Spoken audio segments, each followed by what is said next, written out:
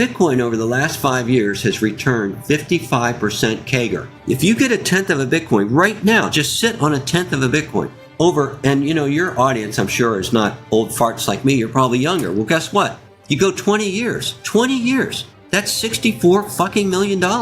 That's enough. It's plenty in today's purchasing power. Now, I don't know what it's going to be then. That's cup bucks. It could be like 200 million. Who knows? Could be buying a cup of coffee. But in today's dollars and purchasing power, that tenth of a Bitcoin is $64 million. Just let it sit there. That's enough. But you're going to struggle to come up with 100 grand when Bitcoin's $1 million a coin. And people that don't understand the train's leaving, anybody that's listening to this or watching it, you're making a bet right now. It's going to be about 30 days until President-elect Trump becomes President Trump. And when he does, if you're betting on the wrong side of this, you're going to have your eyes water. You're going to sit there. We're going to put the dial on 11, cook noodles, and you're going to be sitting there going, wonder what the fuck just happened? Because it's going to take off. The train is leaving the station, and in about 30 days, you're making a bet right now. If you're not into Bitcoin, or if you're trading your Bitcoin, or if you're like these dipshits that are selling as it gets to 73K, you got to pull your head out and look around. All right, listen up, everyone. This isn't just another Bitcoin video. Today, I'm diving into why George Bodine, yes, the man with the insider insights, is saying that Bitcoin is on a rocket ship to $1 million a coin. Are you wondering if you're too late? Hesitating to buy? Well, think about this. What if you're watching the train leave the station right now? George's predictions are bold, his analysis is on point, and let me tell you, this isn't a someday thing. The numbers, the trends, and even the political shifts are all aligning.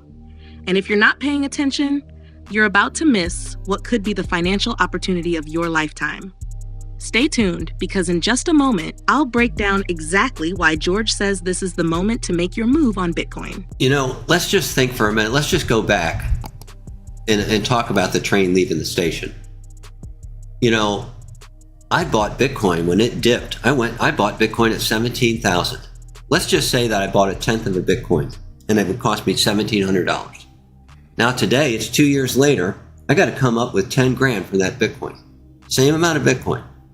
Well, I'm here to tell you right now, I may be a village idiot on some things, but you know what? I do understand Bitcoin. And Bitcoin is going to $1 million a coin. And when it does, you're going to have to come up with 100 grand. And as far as being too late, what the hell do you want? Listen to this. Bitcoin over the last 5 years has returned 55% CAGR. That's cumulative annual growth rate per year. That's reinvesting, just leaving it sitting in there. 55% a year. If you get a tenth of a Bitcoin right now, just sit on a tenth of a Bitcoin over, and your audience, I'm sure, is not old farts like me. You're probably younger. Well, guess what? You go 20 years. That's $64 million. That's enough. It's plenty in today's purchasing power. Now, I don't know what it's going to be then. That's cup bucks. It could be like 200 million. Who knows? Could be buying a cup of coffee. But in today's dollars and purchasing power, that tenth of a Bitcoin is $64 million. Just let it sit there. That's enough. But you're going to struggle to come up with 100 grand when Bitcoin's $1 million a coin. And people that don't understand the train's leaving, you're sitting there right now. Anybody that's listening to this or watching it, you're making a bet right now. All those long-term holders I told you about that are leaving Bitcoin, that a lot of LTHs, the long-term holder, they sold coins into the 73 peak. Then a lot of them sold and are still selling in the 100K peak. And we usually call these people smart money. Long-term holders sell into every bull run, and you can just watch it on the chain. And I do a lot of on-chain analysis. I want to give a shout out right now for James Check. If you're looking for him, he's Checkmatey on Twitter. He puts out a premium. I only subscribe to 2 newsletters. His is 1. And he can help you stack 15 to 20% more Bitcoin as you buy if you'll just pay attention to on-chain and know when to buy. So I do a lot of on-chain, and we usually call these people smart money that sell into these peaks. And I'm here to tell you right now, I think they're stupid money, because you are making a bet right now. We've got, I don't know when this will come out, but it's going to be about 30 days until President-elect Trump becomes President Trump. And when he does, if you're betting on the wrong side of this, you're going to have your eyes watered. You're going to sit there. We're going to put the dial on 11, cook noodles, and you're going to be sitting there going, wonder what the fuck just happened? Because it's going to take off. Now, if he doesn't put out an executive order or doesn't use the bill that's maybe before him from Congress, I don't know. I assume that Bitcoin's price will probably fall a little bit. So again, you're making a bet. But do you want to be on the wrong side of that bet? What is the upside to what I'm talking about compared to the downside? If it's going down, if I had any more chips left, I'd be buying.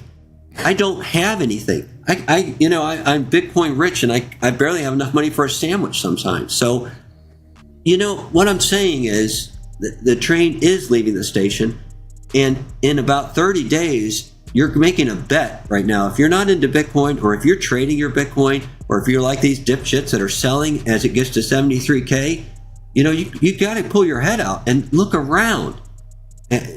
Anyway, I don't mean to rant here, but it's just what I tell you about rants? It's a safe space for them. No worries. But no, I think this is a fair point. There's always like that. It's basically a meme at this point of your friend asking you, like, oh, well, should I buy some Bitcoin now, or should I wait until it goes lower? And whenever you get those kind of texts, it's always just kind of like, I don't know, man. Do whatever you want with your own money. I'm still buying now, because again, I'm not a trader. I'm not some sophisticated investor. I just dollar cost average. And when I, have a little bit of extra fiat lying around, I'll, make a little bit of a smash buy. But otherwise, I just kind of set it and forget it and try to accumulate. And again, create value so that I can keep generating some fiat to sell that dirty fiat for Bitcoin, or earn in Bitcoin when I can, whenever it's possible. Because that's a great feeling too. There's no fiat involved. That's a beautiful thing.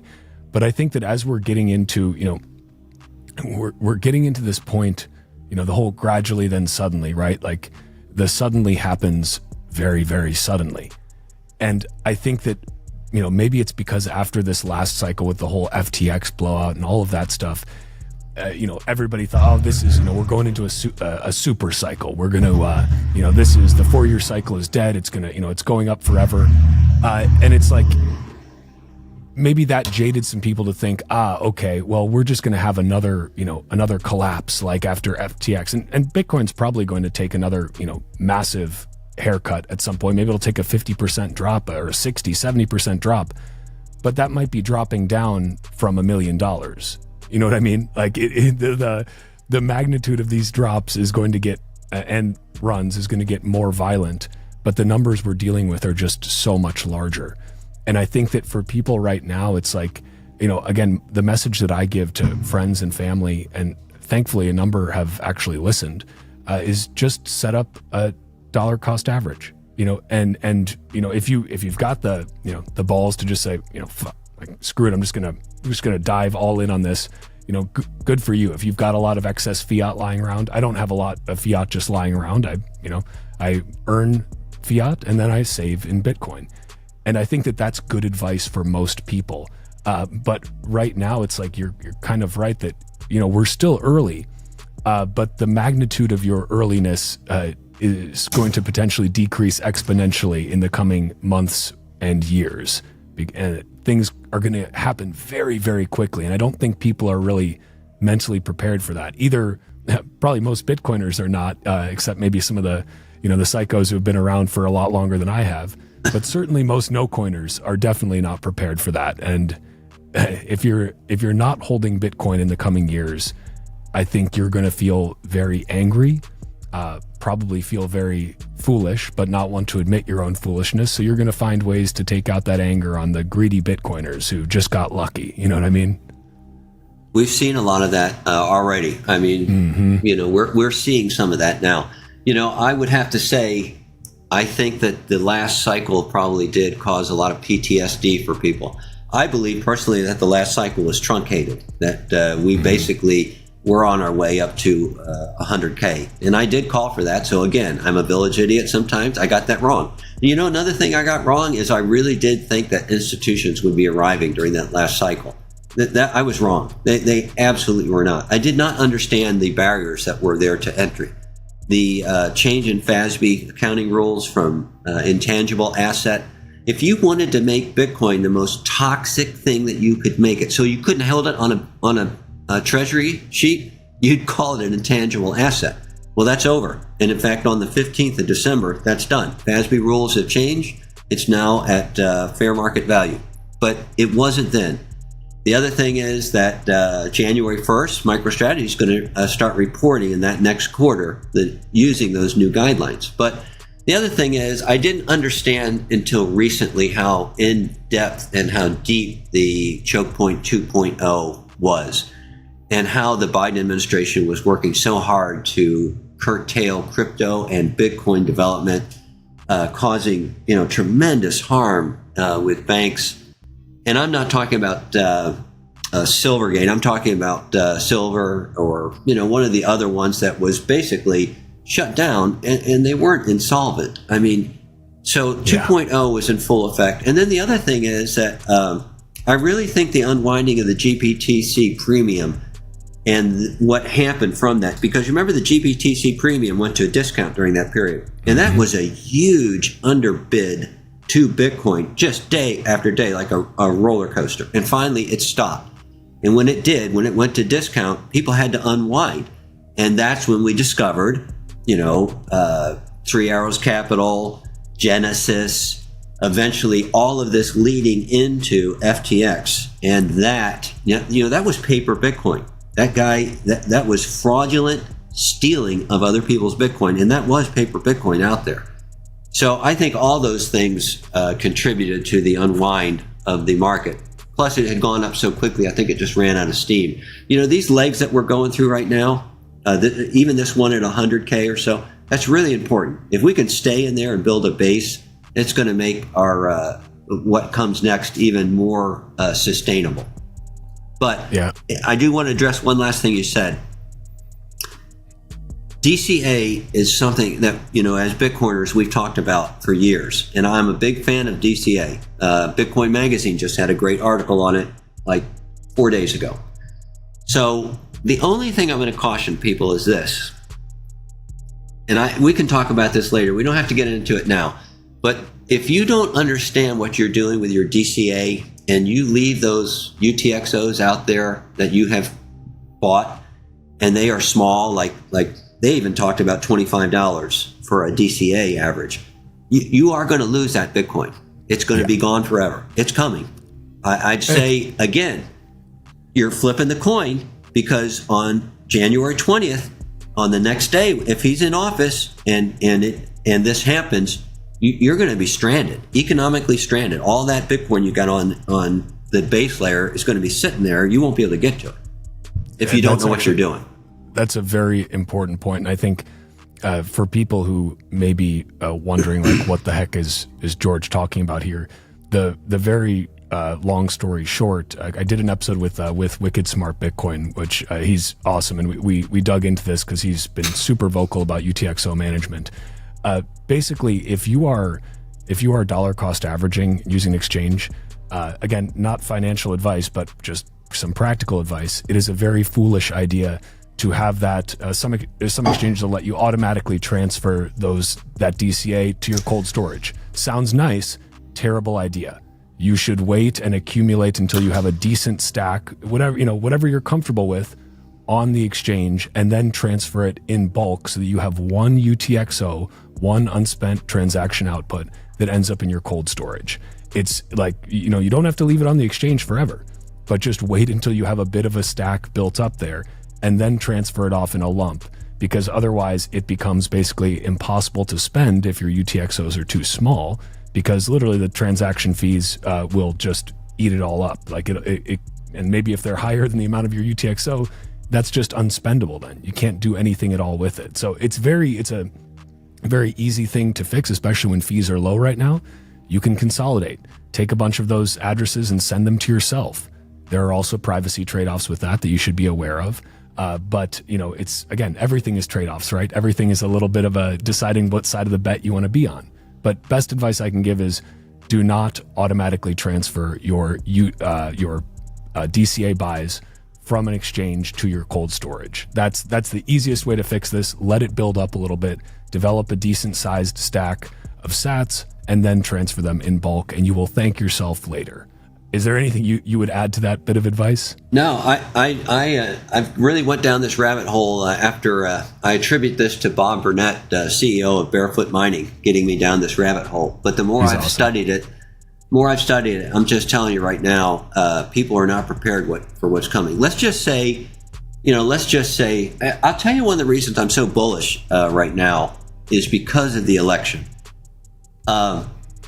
I don't know if you remember this or not. It was back in January of this year. It was Peter McCormick in one of his episodes. He had on Preston Pish and Luke Roman.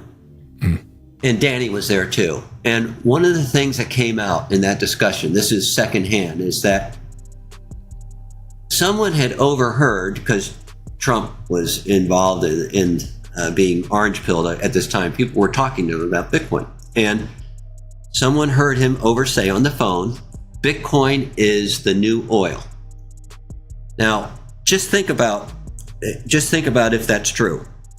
Now, I'm agnostic. I don't give a damn about these politicians, but I will tell you right now, if he meant that he understood that the petrodollar, which came about in the mid-70s with Kissinger, Nixon, if he understands that oil is really the basis of the petrodollar, and I'll bet he does, then is he saying that Bitcoin is going to be taking some of that status away from oil? In other words, are we going to start moving to Bitcoin as an underpinning layer to the dollar? And then the other thing is, when he came out, I thought the speech by Robert Kennedy, Senator Lummis, and President-elect Trump too at the conference, I thought that was a crossing the Rubicon moment. You know where that term comes from? It's 49 BC. It's when Caesar was about to cross the river, Rubicon, and he was marching to Rome. And at the time, that was an act of treason. To cross the river with your army meant you were attacking the Senate and the Republic. And so he crossed. And Alena Jacta est, he said, when he got to the other side, which means the die is cast. He knew that when he had crossed the river, that was it. He either went on and was victorious, or he would be executed. And of course, that was the end of the Republic and the start of the Roman Empire.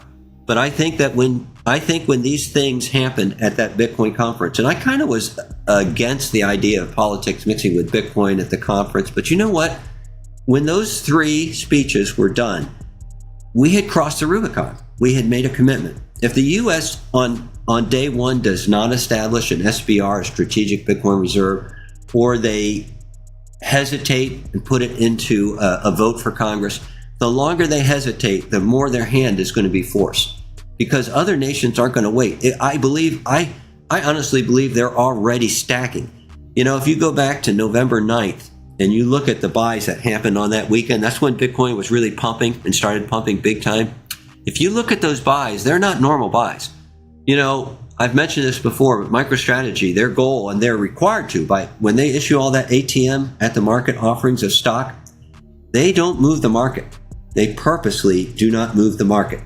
They use, dark pools, accelerators, OTC. They're doing everything they can, algos that are just buying without moving that market. They probably do provide a support, but they're trying not to do it. Whoever was buying that weekend, they didn't give a shit. It was just smash the green buy button, 100 Bitcoin, 200 Bitcoin, and they didn't care about slippage. Do you know what I'm saying? Slippage? They didn't care if the price moved up or not. They were agnostic to price. So, is that like one of these Middle Eastern countries? Is it some wealthy sovereign state that has its own printing press, or is so wealthy it doesn't give a damn? Imagine if the United States wants Bitcoin. Do you think they're going to give a shit if it's $110 or $150,000? They're not going to care. If it's President Trump, he's just going to say, "Get me the Bitcoin." And I don't think so. I guess what I'm trying to say is this: you have a narrow window now to participate in this game, and even if I'm wrong about us establishing a Bitcoin reserve, even if I'm wrong. Your time is narrow because other people get it.